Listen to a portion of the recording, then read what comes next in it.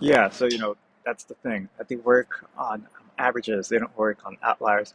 There might be an outlier, but it's not very frequent. So, the company is between the customer and the driver. That's another thing too.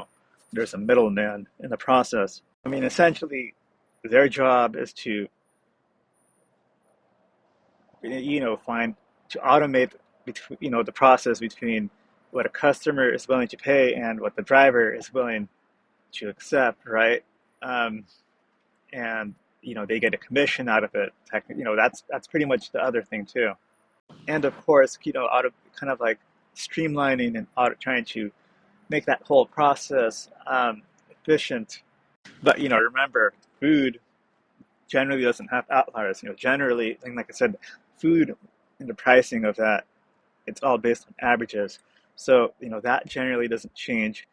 Um, and even more honestly, from the driver's perspective, for the most part, whether you're getting McDonald's or you're getting caviar or something, generally the driver makes the same amount.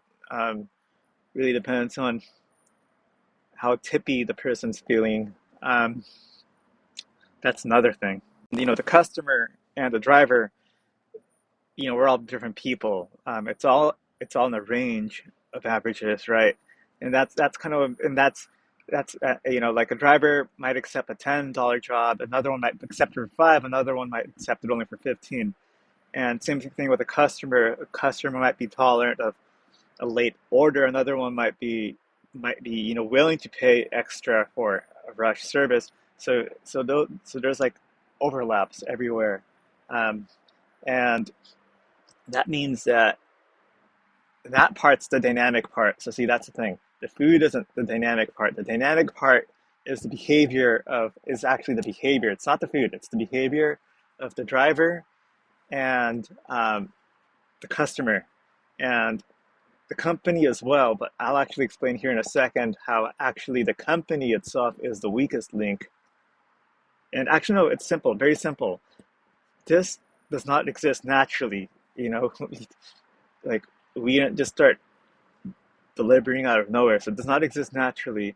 And therefore, there has to be a system that props it up. So if Uber, for example, or DoorDash isn't propping up the system, or a government isn't propping up the system, it doesn't exist. That's the other thing too.